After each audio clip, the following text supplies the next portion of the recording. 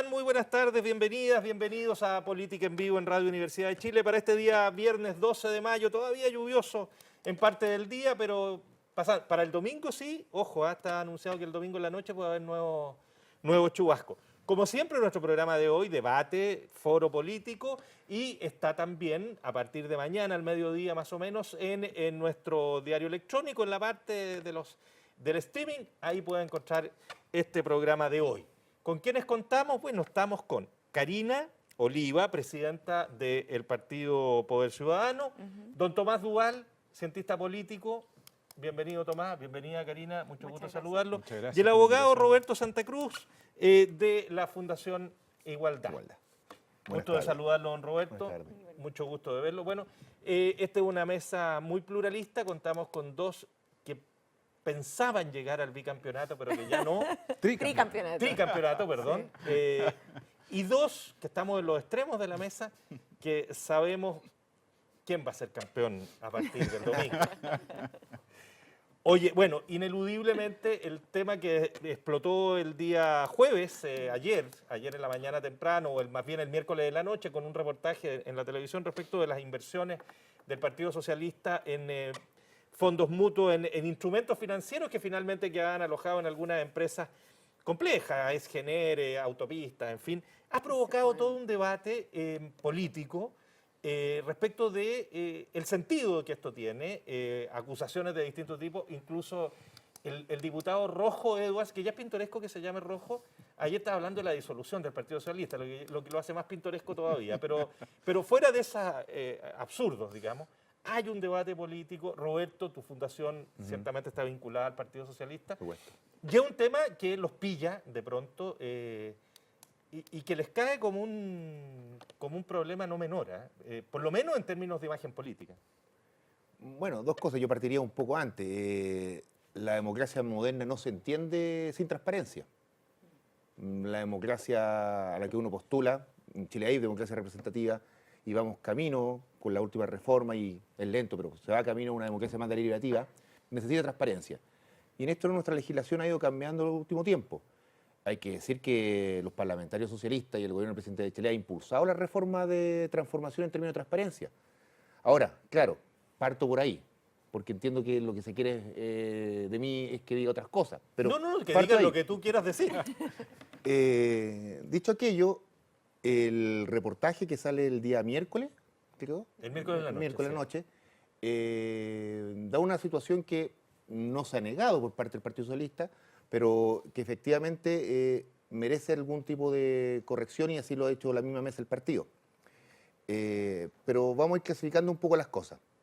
En primer término, hay que hacer un poquito de historia. Los fondos que tiene el Partido Socialista, como la mayoría de los partidos que fueron expropiados en la dictadura, reciben una inversión alrededor de entre el 99 y el 2000, precisamente el año 2000. Esos fondos que recibe el partido, por decisiones de la mesa de la época, decide ser invertido a través de... decide ser administrado a través de una comisión de patrimonio que debe, por su mandato, que en su mandato mantener en secreto dónde se invierte, para que no hubiera conflicto de intereses a los miembros de la mesa o los parlamentarios del partido. ¿Es una suerte como de fideicomiso ciego? Una suerte así, no sé si era tan ciego, pero una inversión ese era el ideal, es el principio que uno hace la comisión de patrimonio. Esta comisión de patrimonio tiene economistas, gente legal, PS, algunos que ya están distanciados a esta altura porque estamos hablando del pasado. Esto no es algo que ocurre actualmente en el Partido Socialista. El Partido Socialista hoy día todos sus fondos los tiene en renta fija y en la Nación. Eso hace como un año que... Hace como un año. Bueno, esto voy por parte. Por lo tanto, esta es la razón por la que tiene. Y los que sabían eran muy pocos. Yo creo que la gran mayoría de la militancia del Partido Socialista no lo sabe. Parlamentarios que no sabían, miembros del Comité Central que no estuvieron muy cerca de estas decisiones, tampoco lo sabían en qué se invertían. Y tal vez no lo sabían porque no era la Comisión de Patrimonio la que decía dónde invertir. La Comisión de Patrimonio le delegó esto al Banco de Crédito de Inversiones. Es un banco el que veía dónde movía los dineros. Ahora, es inexplicable esto, dado los personajes, para nosotros más fuertes, Ponce Lerú. Ese personaje es lo que le pega fuertemente a la militancia del Partido Socialista, porque no se entiende. Lo que yo estoy explicando es un relato histórico de cómo ocurren las cosas, y ahora vuelvo al punto de partida. Luego, Algunos miembros del Partido Socialista se enteran, porque hay que sincerar cuando se empieza a hacer la reforma, particularmente la ley 20.880, que es votada después de su comisión mixta en diciembre de 2015 y empieza a entra en vigencia en enero de 2016. Poquito antes que eso, el partido saca todos sus fondos de la especulación, que es lo que no se debe compartir, y los cambia a inversiones de renta fija. Y hay intervención en sala, particularmente el diputado Chile en su momento, que dice que el partido estaba invirtiendo en cosas que no debe haber invertido nunca, por lo tanto la conciencia ya empezó a existir en algunos miembros del Partido Socialista que ya habían entendido que primero se enteran que esto ocurre, lo niegan, y quieren además la transformación legal para subir los estándares de transparencia y de financiamiento a los partidos políticos, los declara, a la ley de partidos políticos actual los declara como personas de derecho público. Entonces, sí, es algo que ha golpeado fuertemente al partido, pero que es más bien antiguo.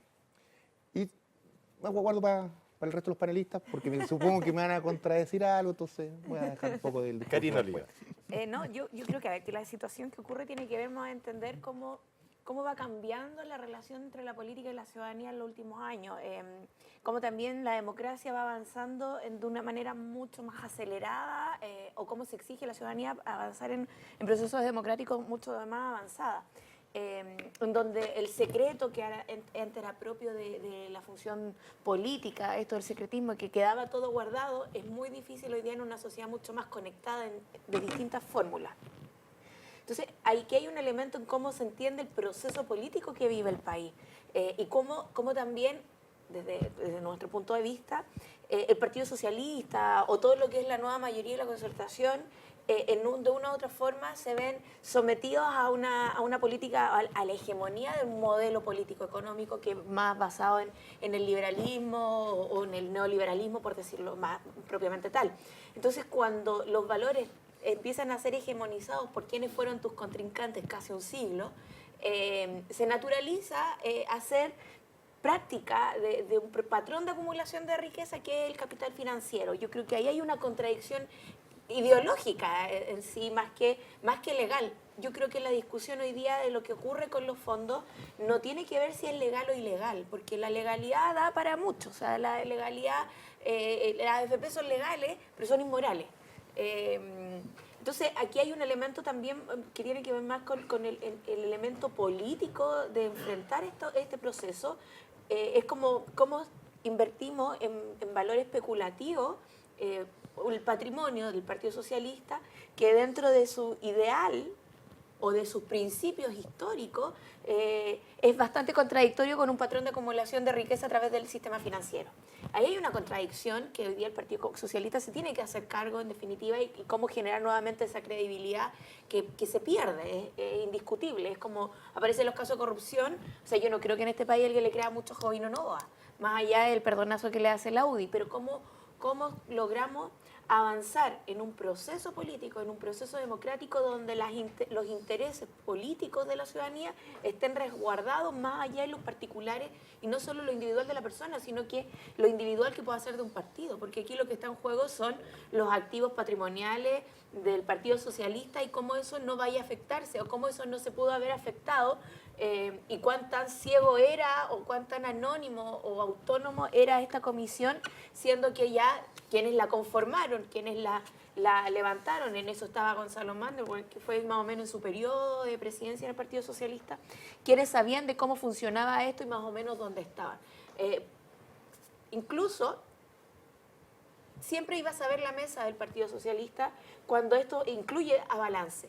Y el balance de los partidos políticos son firmados por los presidentes y los tesoreros de los partidos políticos. O sea, la mesa directiva, y cuando se da la cuenta pública al CERVEL y cuando se le tiene que dar al Consejo General, al Comité Central, se tiene que dar cuenta de las utilidades y cómo los recursos del partido son gastados.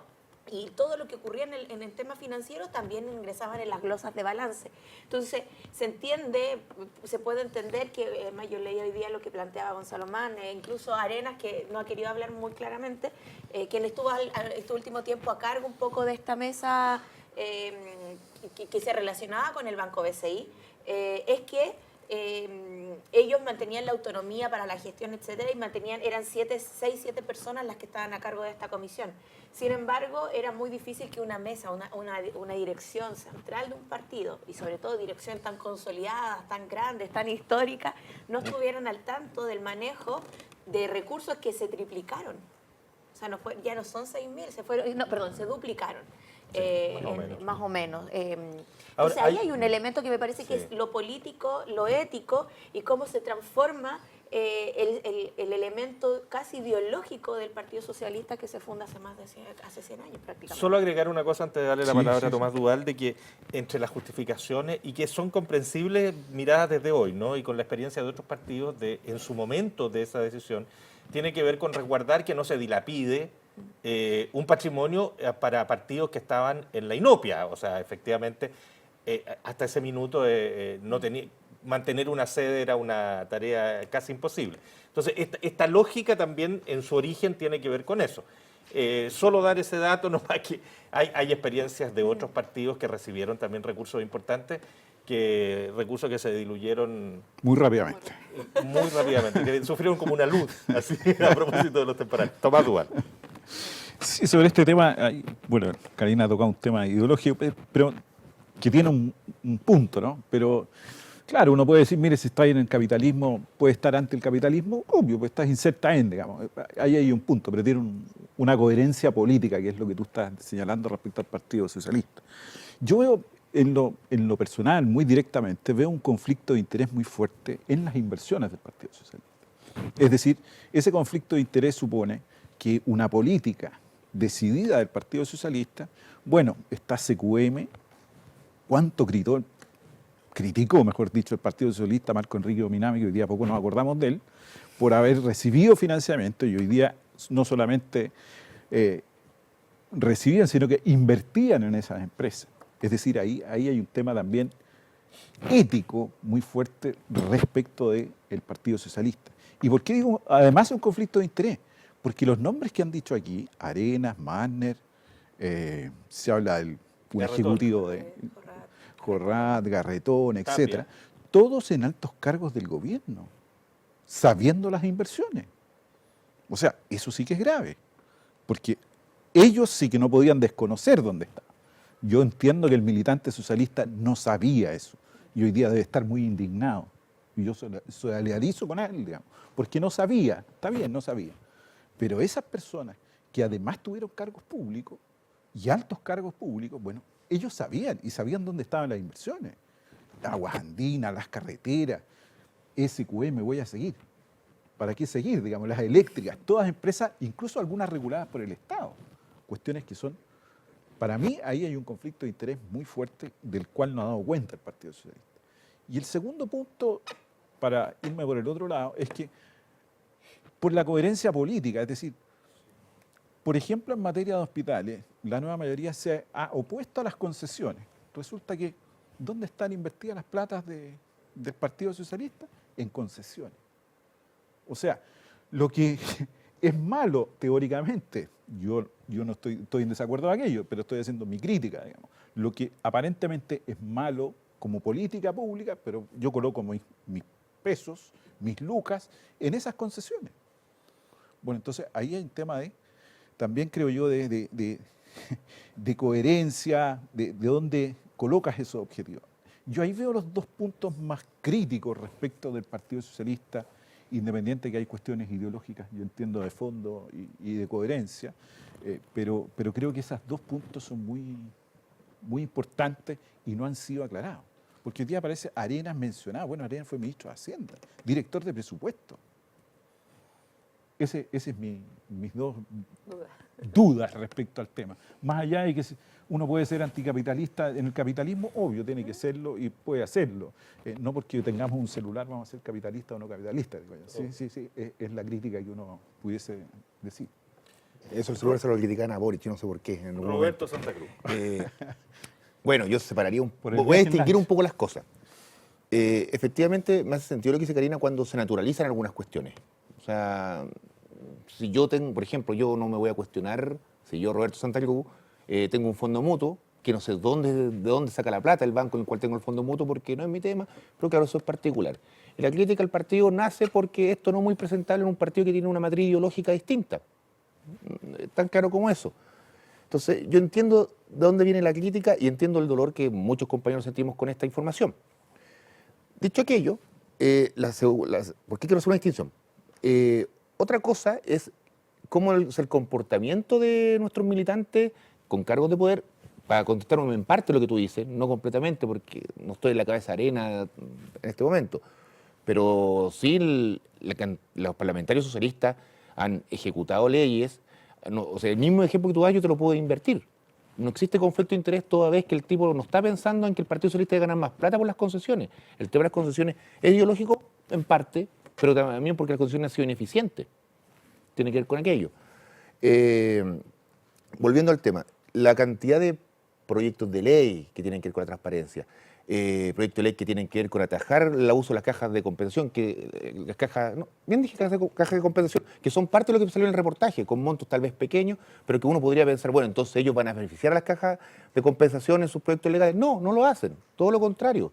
Hay 5 o 6 proyectos de ley presentados en la Cámara, uno en el Senado, donde lo han suscrito diputados y senadores socialistas, en que eso no ha ocurrido. ¿Por qué quiero hacer este punto? Porque pareciera que esto fuera, que todos son iguales, que este error es algo que está insertado en el tejido socialista y no es así. Y lo quiero aclarar particularmente desde el punto de vista de la instalación de los temas. Estamos en un año electoral. Yo creo que eso tampoco hay que desconocerlo de cuándo uno se entera en estas cuestiones. Entonces, el canal de televisión lo que hace es instalar un tema, particularmente al Partido Socialista, con respecto a sus inversiones, que son criticables de lo ideológico, porque yo creo que esto a otro partido no se le criticaría, partidos que están más a la derecha de este país, lo entenderían incluso normal porque es parte de su mundo. No tenemos tantos recursos.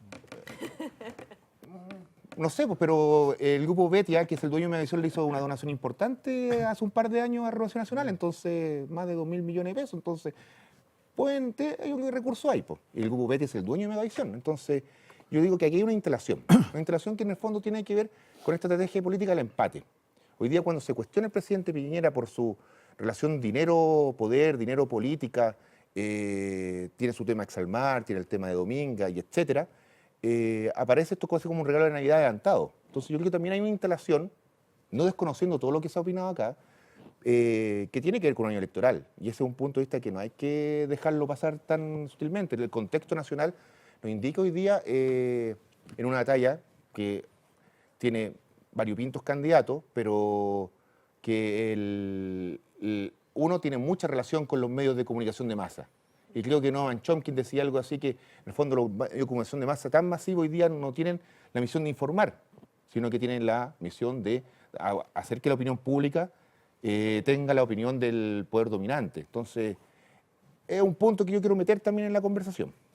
A No sé, propósito en de ese- eso, Karina, en ese perdona, punto- metan a Guillé, porque a propósito del tema Sí, sí, electoral, sí, sí. porque Guillé reacciona Y dice y, que hay y que dice cosas bien duras, de repente más duras, porque dice tienen que dar explicaciones. dar explicaciones, esta es la política que no se debe hacer, en fin.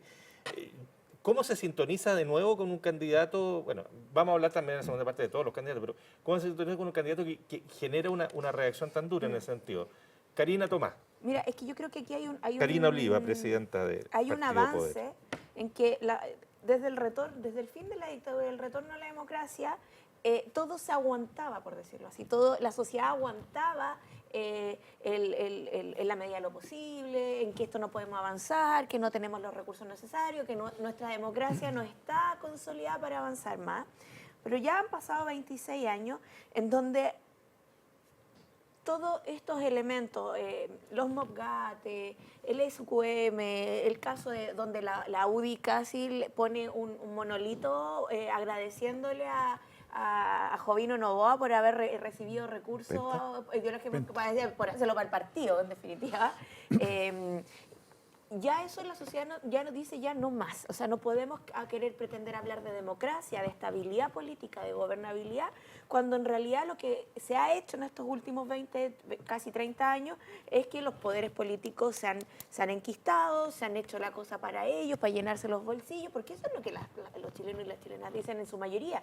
Por algo también, hablando sobre todo en un año electoral, el año recién pasado votó solo 27, 28% del electorado, más o menos, del padrón. Entonces... Es un poquito más, 35 más o menos. No alcanzó el 35, sí, llegó rozando el 30% del electorado. Entonces lo que pasa es que obviamente ya nadie quiere hacerse cargo de todos estos escándalos. Yo concuerdo con que sale en un momento, en un año electoral, en la situación de Piñera, donde en la mañana además él dice es muy mal gusto hablar de plata, pero ahora no le molesta hablar de plata. Y no quiere hablar de lo que pasó con Exalmar, etcétera. Pero la señal política que se le da a la ciudadanía es que, como la gente lo plantea, están todos involucrados, no hay diferencia, están gobernando para ellos mismos. Y eso hay una señal política que no ha logrado desmarcarse. No se ha podido dar señales en donde se demuestra por qué Alejandro Guille tampoco logra crecer, porque es algo que no logra repuntar, ni siquiera en la encuesta no logra repuntar con arraigo social potente como un abanderado que se veía que podía ser el nuevo aglutinador de la nueva mayoría, como lo que fue Michelle Bachelet cuando llega desde Nueva York. Entonces ahí Alejandro lo que trata de decir, bueno, yo soy independiente, ahí le sale bastante fácil ser independiente, porque dice, este muerto no lo cargo yo, esto es un problema del Partido Socialista y espero que el resto de los partidos no lo estén haciendo. Pero al mismo tiempo todos saben que todos estos partidos son sus conglomerados que están además buscándole las firmas para poder ser candidatos. Y lo proclamaron. Quedó la escoba en el Partido Socialista cuando en el supone comité... que mañana lo proclama el PPD. El PPD, y quedó la escoba en el Partido Socialista porque se cae el agua y gana Guille.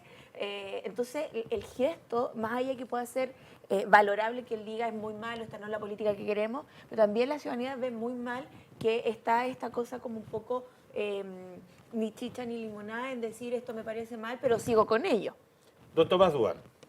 Sí, yo concuerdo con Karina, también hay un proceso político que hay que tener en cuenta en el análisis para no ir... La alianza de Chile Vamos con el Frente Amplio, esto Para- es inédito. Se está empezando a producir, que los dos son de la Católica. Sí, Ahí está la cosa.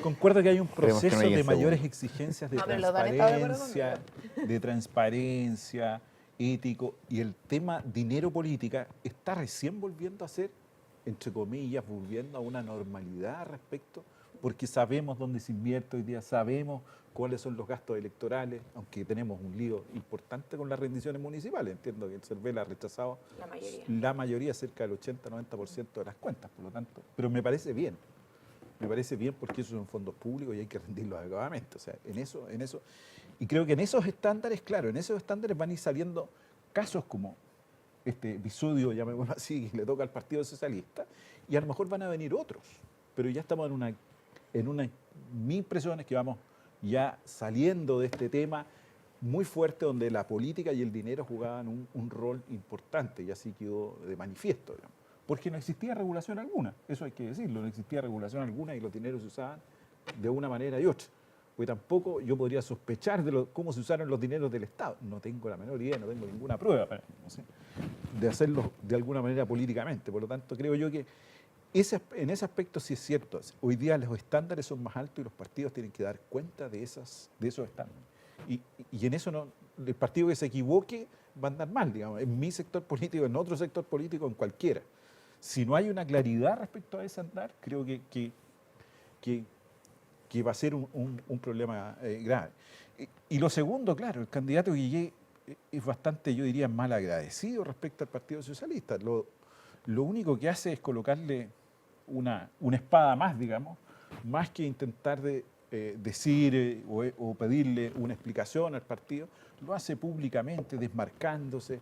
Cuando un candidato que está en campaña, yo pienso que ese candidato le va a costar demasiado despegar a Guillé hoy día recolectando firmas, y no sé si esa adhesión que ha ido perdiendo lentamente, Guillé va desapareciendo, digamos.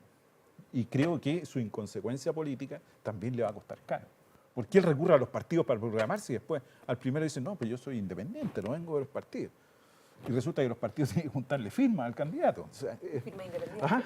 Vamos a hacer una pausa y vamos a dejar hasta aquí el tema de las plata, porque vamos a hablar más de política en general.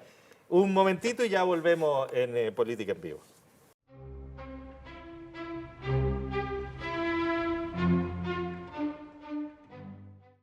Estamos ya de vuelta en Política en Vivo, acá en nuestra radio Universidad de Chile, conversando con Karina Oliva, presidenta del Partido Poder Ciudadano, con Roberto Duval, cientista político, y con... Tomás Duval.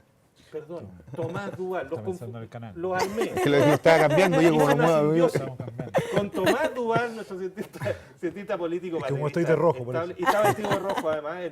Mañana lo van a poder ver en el streaming. Y con Roberto Santa Cruz, abogado y de la Instituto Igualdad. Déjeme contarle saludar además a la gente que nos ve a través de R2 TV en Antofagasta, canal de cable que tiene la gentileza de mostrar nuestro programa en su señal.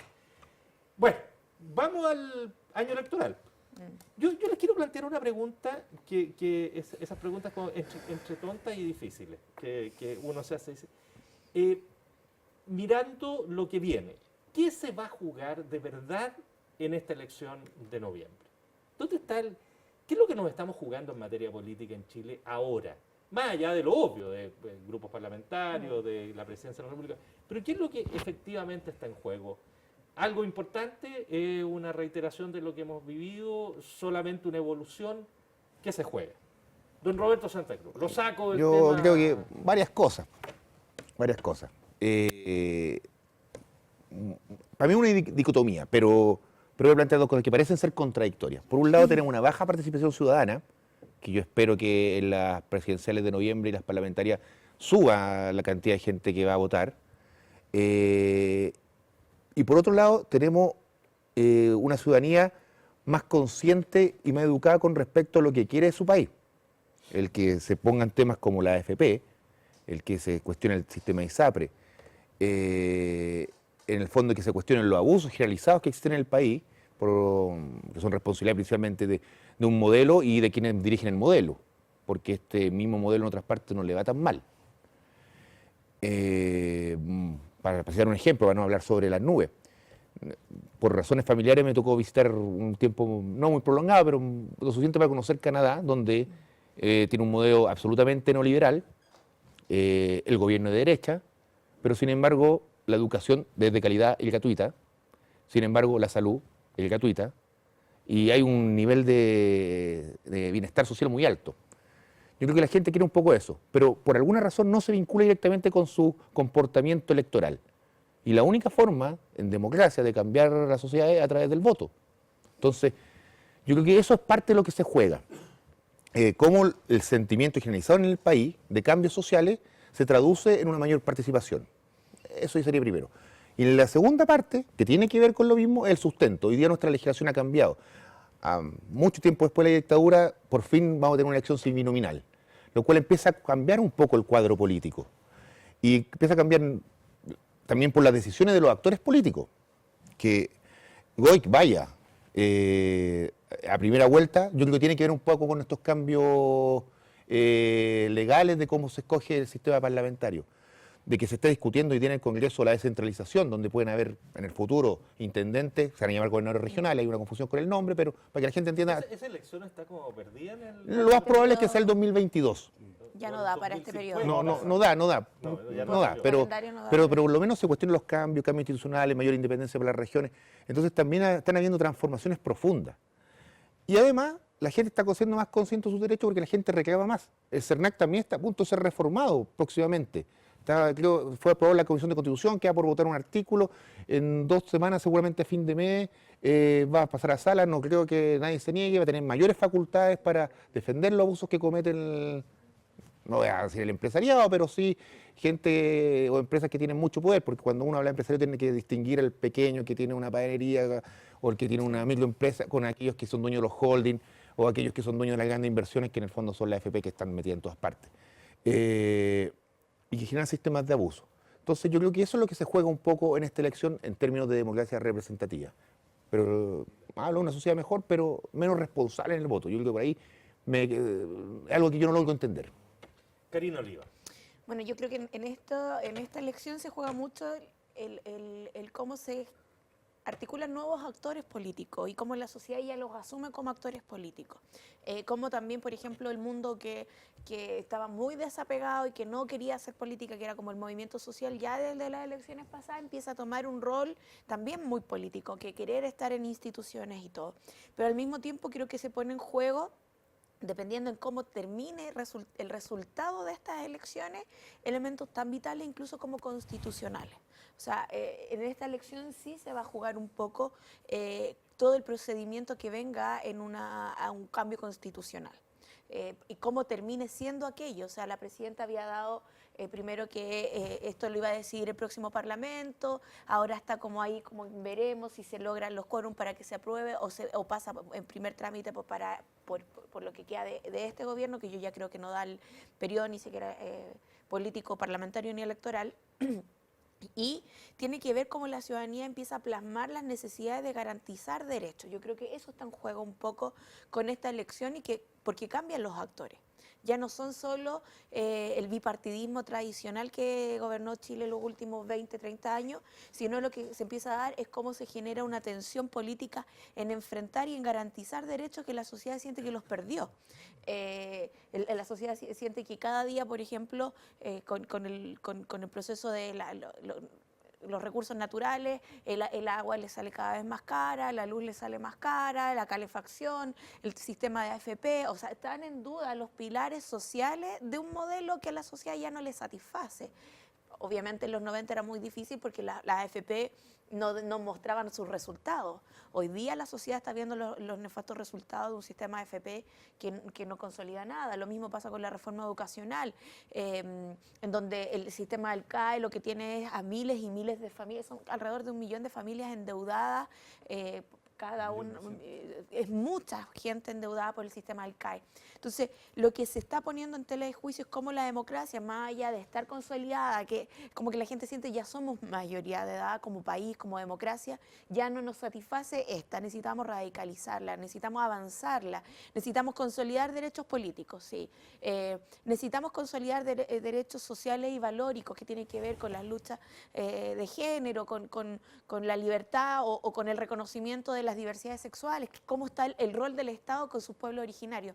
Entonces, lo que se empieza a dar, que incluso tiene que ver con la época, generalmente los principios de siglo tienen un poco esta característica de cuestionarse el status quo que hay para cambiarlo. O sea, los primeros avances sociales se dieron en el siglo pasado, más o menos en estas mismas década, entre el 10 y el 30, se empieza a cuestionar la sociedad qué es lo que quiere para lo que viene, sobre todo con un cambio de siglo y cambio de milenio. Entonces ahí yo creo que hay un elemento fundamental en entender que la sociedad lo que está exigiendo es, queremos ser parte, pero no queremos ser parte a costa de que nos quiten derechos o que se nos limiten nuestros derechos como sociedad para la educación, para la salud, por las pensiones, incluso con la participación política, porque yo siento que la gente sí quiere participar, pero no siente que es efectivo el voto. O sea, el voto dejó de ser efectivo cuando tuviste 30 años un sistema binominal que en realidad te preguntaban, pero de ahí lo que pasaba era muy, muy lejano a lo que tú como sociedad, como ciudadano, estabas exigiendo a tus parlamentarios. Distaban mucho, había un abismo, se generó un abismo muy potente que hoy día la sociedad esperemos que lo logremos ir recomponiendo esas redes y esos lazos políticos en una sociedad que sí quiere demanda, que sí demanda, pero no solo quiere demandar, quiere participar, quiere decidir. O sea, si no fuese por eso, no veríamos cómo surgen durante todos estos últimos años manifestaciones grandes, con alta concurrencia, cómo el tema indígena va tomando fuerza en Chile, cómo el Estado, cómo se está pidiendo que el Estado sea plurinacional y reconocer las 13, al menos 13 naciones que existen en este país. Entonces ahí yo creo que hay un avance de cómo se quiere democratizar. Yo no lo veo así como izquierdizar. Yo siento que aquí hay una necesidad de la sociedad de democratizar el país, que es muy potente. Don Tomás Duval. Yo quisiera hacer dos elementos. El primero, en el corto plazo, en lo que queda del año, no va a variar mucho el panorama. O sea, no claro. vamos a tener una gran participación ni en primaria ni en las elecciones de noviembre, por decirlo ¿Tú no así. tienes expectativa de que la elección de noviembre pueda tener un...? Va a ser mejor que la municipal pasada, siempre. eso sí, pero tampoco va a ser una explosión de participación en la urna. No veo ese fenómeno en el corto plazo. Correcto. Haciendo eso, las primarias también van a ser muy acotadas, digamos. Las primarias, los dos bloques que vamos a primarias, digamos. ¿Ah? Claro, la primaria es movilizar a sus adherentes, muy fieles y adherentes, más que al resto de la población, ¿sí? Por lo tanto, también va a ser acotado en términos de participación. Pero mi impresión es que más allá de eso, lo que viene es una transformación del sistema político, y en eso estoy claro. Creo que esta lógica ya de las grandes coaliciones que de alguna manera dominaron y de los partidos que estaban en las coaliciones, eso ya va desapareciendo. Y eso va acompañado además, y me atrevo a decirlo, que creo que va a ser un cambio importante, con una nueva generación en política. Llámese en los partidos, en los movimientos, etcétera. Y por lo tanto eso trae una energía distinta, digamos, una energía distinta. Y puede esa energía llegar a acuerdos o no, establecer conflictos, etcétera, pero va a traer evidentemente un efecto en el largo plazo. Ahora, esa transformación del sistema político no es fácil, pero el sistema parlamentario lo que hace es posibilitar eso. Por lo tanto, es una doble opción, digamos. El sistema proporcional está hecho para que cada partido compita con sus propias uñas, más allá de las coaliciones, digamos. Y esa es un poco la lógica instalada. Por eso veo que va a haber una transformación de todo el sistema. Y lo que respecta al gobierno, yo con Karina, claro, plantea ciertos ideales, etcétera, pero van a ser cosas tan... Hoy día el gobierno de Bachelet desapareció, yo no sé dónde está la presidenta. Y el primero, Indonesia. en Indonesia. Y el 1 de junio la presidenta Bachelet se va a despedir del país. Vamos a estar un mes de primaria, después vamos con las presidenciales y esto se acabó en noviembre. O sea, el gobierno ya está en una etapa muy de salida. Anticipadamente, al adelantar las elecciones a noviembre, todavía adelanta más un proceso de salida y de poca injerencia, digamos, en la política. Y eso lleva a que muchos temas van a quedar pendientes en el aire hacia los 4 próximos años, donde ahí van a tener que resolverse de cierta manera. Y los que no pueden resolverse en 4 años van a tener que ser a más largo plazo, digamos. Porque claro, todas las demandas son por todos lados, pero sabemos que el país no tiene mucho dinero, ¿sí? Tiene dinero, no es que no tenga, pero siempre hay que priorizar cuando uno tiene algo y otro. Por lo tanto, para mi gusto, el próximo gobierno es un gobierno de altas demandas y que va a tener que decidir caminos con posiciones políticas. Y ese es el efecto, y ahí se produce el debate político. En ese sentido, esto es más que pregunta, es un punto que les propongo, digamos, sobre el cual pueden estar, por supuesto, en desacuerdo. Pero yo tengo la sensación de que va a ser más importante en términos de lo que marca el futuro de la política en Chile, la elección parlamentaria, que la elección presidencial.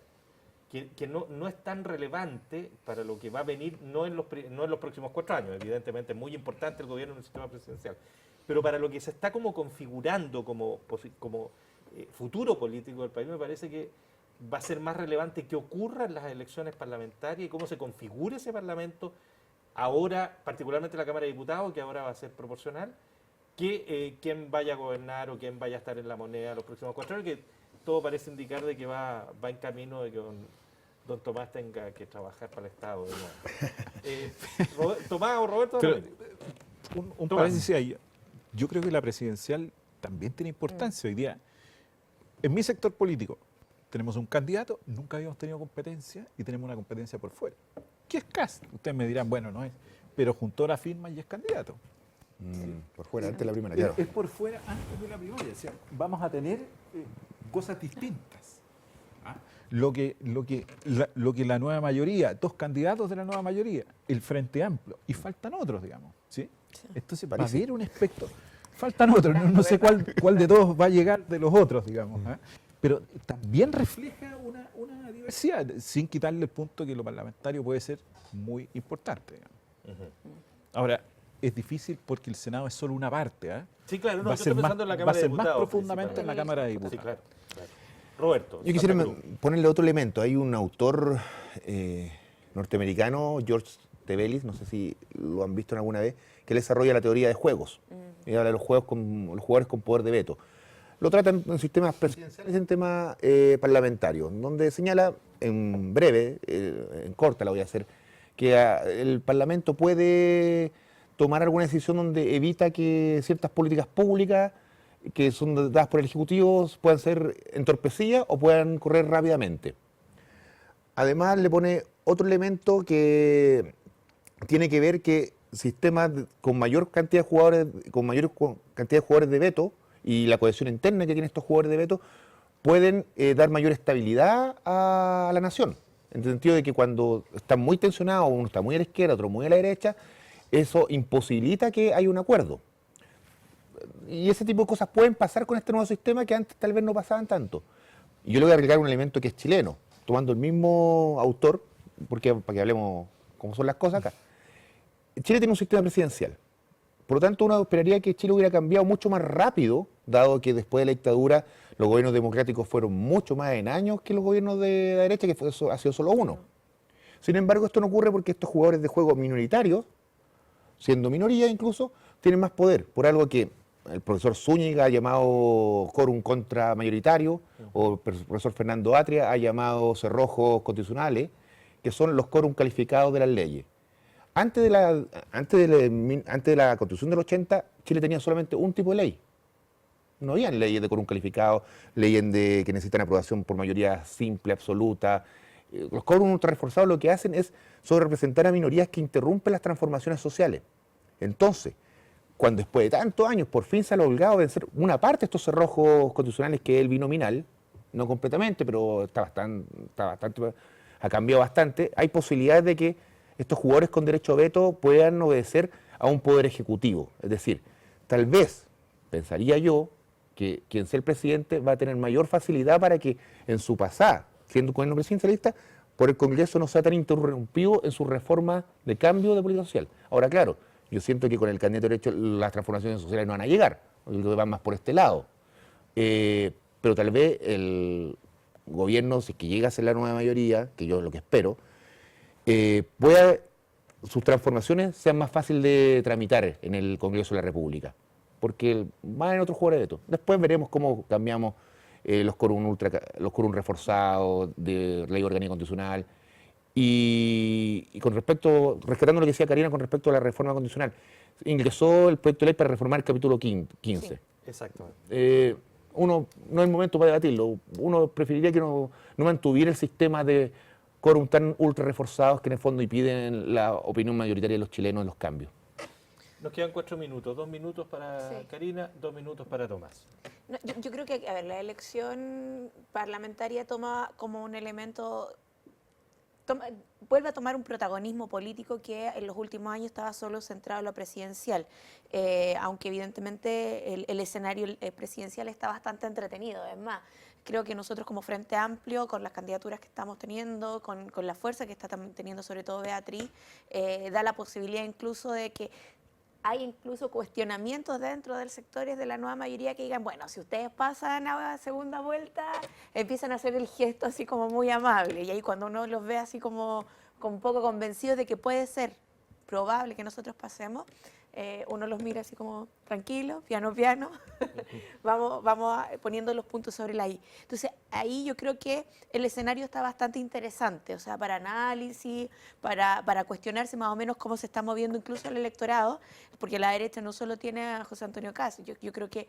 el gran talón de Aquiles que tuvieron en la elección pasada con Evelyn Matei fue incluso Franco Parisi, que era quien les desordenó un poco el mapa en distintas regiones, que tradicionalmente la derecha ganaba con mucha más holgura. Sin embargo, la elección parlamentaria hoy día, sobre todo la de diputados, toma un valor distinto. Por las cosas que están en juego, porque además ya no basta con ser el conglomerado del candidato presidencial, porque tuvimos una presidenta que tenía un alto apoyo, que logró arrastrar muchos parlamentarios, pero muchos parlamentarios también después le dieron la vuelta, le dieron la espalda en pleno gobierno, sobre todo los parlamentarios de la democracia cristiana, en donde habían proyectos de ley que eran íconos del gobierno y en el juego, en la situación del juego interno del bloqueo, de los roles que se establecieron, tomaron una postura más distante con el mismo programa del gobierno y eso al gobierno también le pasó la cuenta. Entonces hoy día lo que la ciudadanía puede haber un cambio incluso político que tiene que ver con incluso lo que pasa un poco con los países más de Latinoamérica, es que la ciudadanía ya se va a empezar a preocupar más bien del programa, más solo que de la figura presidencial. Ya no solo satisface este ícono presidencial, esta persona como figura, sino también si de verdad lo que dijo que iba a hacer, se va a hacer o no, porque en el gobierno que pasó no se logró. Yo creo que ahí hay un cambio que el sentido protagónico del Parlamento lo toma con mucho más fuerza, y que la ciudadanía se le vuelve mucho más interesante y sale tanto a la palestra. Y por eso para nosotros como Frente Amplio las primarias también eran fundamentales, ponerle en un estatus de competencia similar a lo que se está compitiendo en términos presidenciales. Tomás Duval y cerramos el programa. Es indudable que la elección parlamentaria tiene muchas consecuencias importantes. Tú lo que dices, va a haber una nueva fuerza política, en 155 diputados van a tener que ver diferencias. Vamos a ver la ley de cuotas también, la efectividad o no efectividad, porque la ley de cuotas es 40% de candidatas por exactamente. lo menos. Vamos a ver su efectividad respecto de efectivamente cuántos salen electas. Ahí puede haber una transformación importante. Pero el problema del Parlamento es en el sistema político en que estamos, en que sus facultades Son limitadas. son, pero muy limitadas respecto a un poder ejecutivo que es muy, muy fuerte, quizás uno de los más fuertes en América Latina, digamos, ¿ah? Entonces, ese va a ser una tensión muy, muy fuerte, porque vamos a encontrar un Parlamento muy bien representado, con distintas fuerzas políticas, pero un ejecutivo que todavía tiene la fuerza, digamos, de los poderes del Estado, que va a entrar a lo mejor en una tensión, va a depender de cómo van a estar las correlaciones de la fuerza, va a entrar en una tensión con el Parlamento. 20 segundos nomás. 20 segundos, no. Queda. Ya que Megavisión nos hizo un regalo al partido, yo les deseo a ustedes tres un obsequio, que es una publicación de los senadores del Partido Socialista, que hicieron hace muy poco, que son 2 textos que son Política Pública para el Crecimiento y el Desarrollo y Nueva Ley Marco para Educación Superior. Esto fue generado con un grupo de intelectuales del partido y del mundo progresista en general, así que es un obsequio. Agradecemos. Muchas gracias. Roberto. Gracias. 1 millón de gracias y nos tenemos que ir volando.